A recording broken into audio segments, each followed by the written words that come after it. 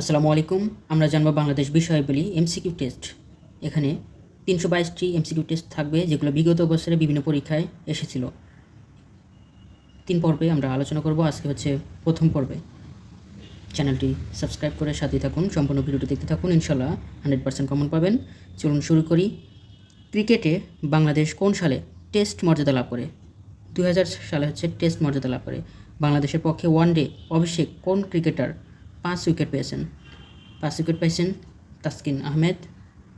একদিনের আন্তর্জাতিক ক্রিকেট অভিষেক ম্যাচে হ্যাটট্রিক করেছেন কোন বোলার? হ্যাটট্রিক করেছেন তাইজুল ইসলাম। অভিষেক টেস্টে বাংলাদেশ ক্রিকেট দলের অধিনায়ক ছিলেন নাইমুর রহমান দুর্জয়। বাংলাদেশ ওয়ানডে ক্রিকেটের শততম ম্যাচে কোন দেশকে পরাজিত করে?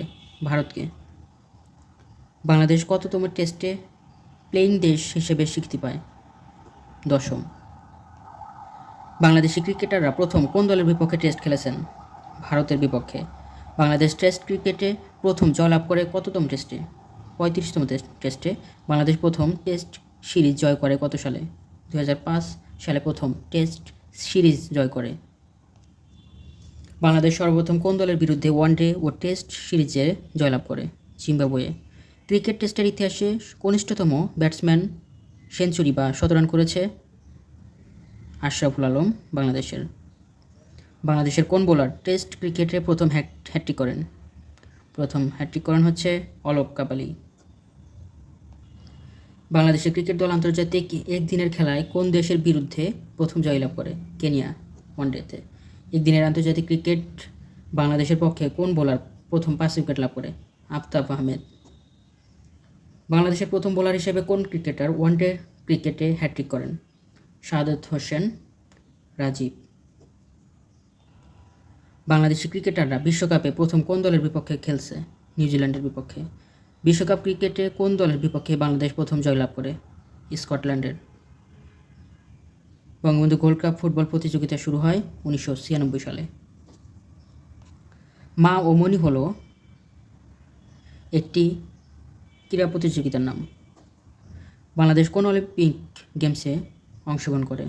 লস অ্যাঞ্জেলস অলিম্পিক গেমসে। বাংলাদেশের কোন সাঁতারু ইংলিশ চ্যানেল অতিক্রম করেছিল? ব্রোজেন দাস। এখন পর্যন্ত বাংলাদেশি দাবায় গ্র্যান্ডমাস্টার খেতাব অর্জন করেছে 5 জন। প্রথম বাঙালি দাবায় গ্র্যান্ডমাস্টার হচ্ছে নিয়াজ মোরশেদ। তামাবিল সীমান্তে ভারতের সাথে কোন শহর অবস্থিত? ডাউকি। বাংলাদেশ ভারত সমুদ্র বিরোধ নিষ্পত্তি রায়ে কত বর্গ কিলোমিটার জায়গা জুড়ে বাংলাদেশের অধিকার প্রতিষ্ঠিত হয়? 19,467 বর্গ কিলোমিটার। ভারতীয় কোন রাজ্যের সাথে বাংলাদেশের কোনো সীমান্ত নেই? নাগাল্যান্ডের সাথে। বাংলাদেশ ও ভারতের মধ্যকার সমুদ্র সীমা বিষয়ক বিরোধের নিষ্পত্তি করেছে পার্মানেন্ট কোর্ট অফ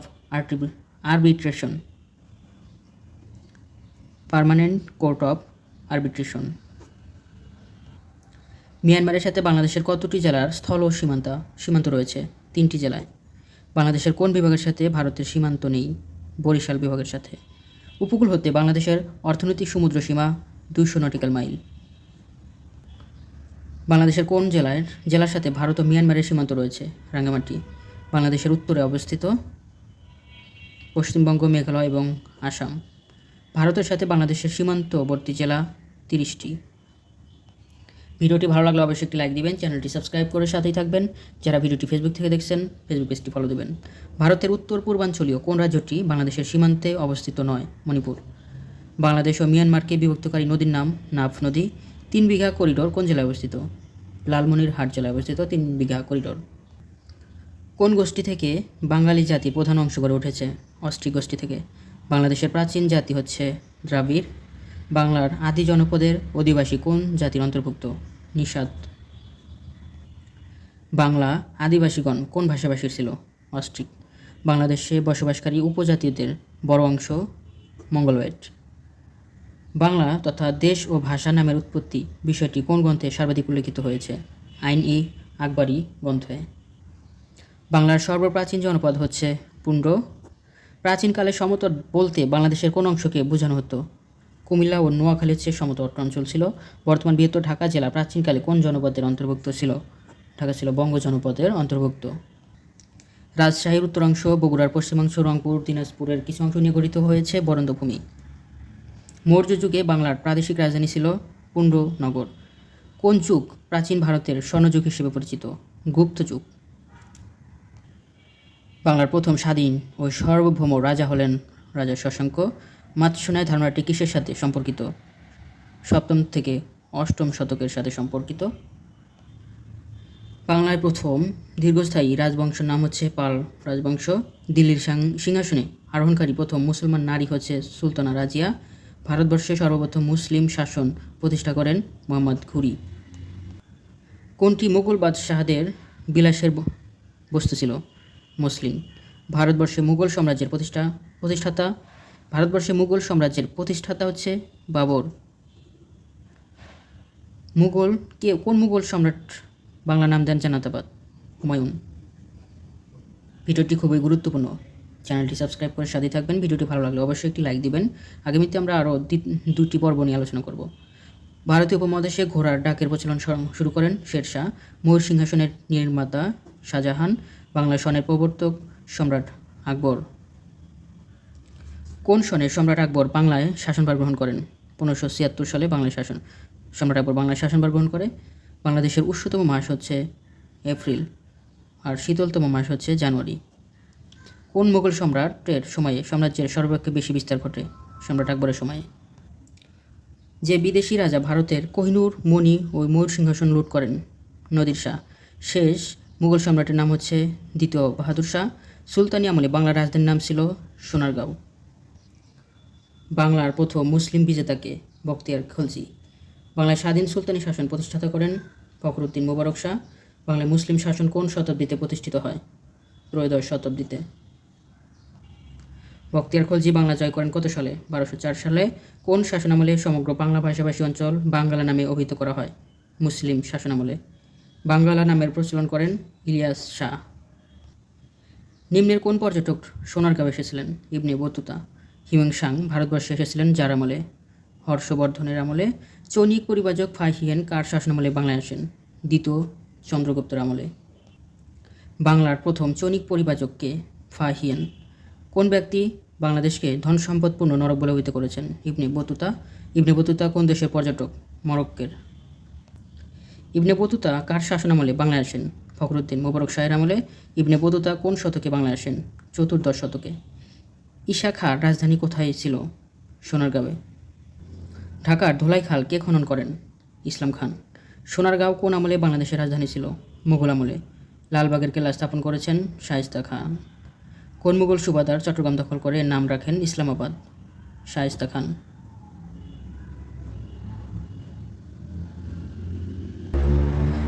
ঢাকা কখন সর্বপ্রথম বাংলার রাজধানী হয়েছিল? 1610 সালে। ঢাকা শহরে গোড়াপত্তন হয় মুঘল আমলে। ঢাকায় বাংলা রাজধানী স্থাপনের সময় মুঘল সুবাদার ছিলেন ইসলাম খান।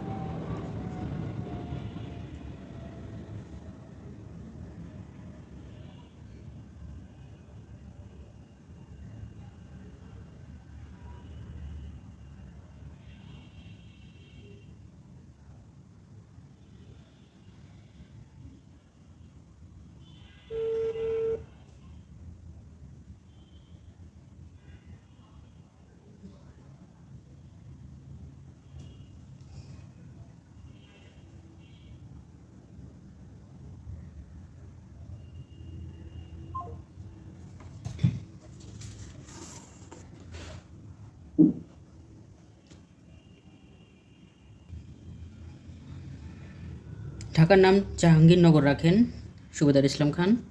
বাংলার দক্ষিণ অঞ্চলের মানুষকে পর্তুগিজ ও মগ জলদস্যুদের অত্যাচার থেকে রক্ষা করেন শায়েস্তা খান। বাংলার নবাবী আমল কোন সুবেদার সময় থেকে শুরু হয়? মুর্শিদ কুলি খানের সময় থেকে। অন্ধকূপ হত্যা কাহিনী কার তৈরি? হলওয়েলের। কোন ইউরোপীয় জাতি সর্বপ্রথম ভারতবর্ষে আসে? পর্তুগিজরা। ইস্ট ইন্ডিয়া কোম্পানি গঠিত হয় 1600 সালে। ইংরেজ বণিকগণ সরাসরিভাবে বাংলাদেশে বাণিজ্য কেন্দ্র স্থাপন করে শাহজাহানের আমলে। ৭৬ মন্বন্তর নামক ভয়াবহ দুর্ভিক্ষ হয় কত সালে? ১৭৭০ ইংরেজি, আর বাংলা হচ্ছে ১১৭৬।